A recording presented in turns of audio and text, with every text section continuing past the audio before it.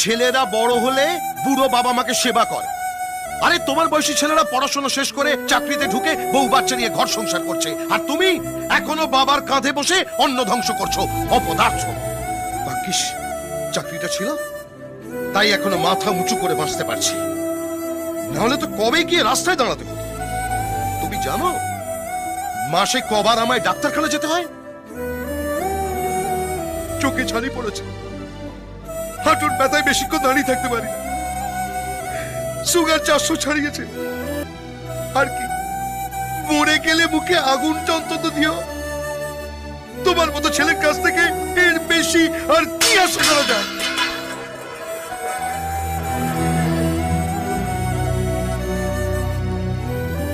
এই নাও তোমার 100 টাকা।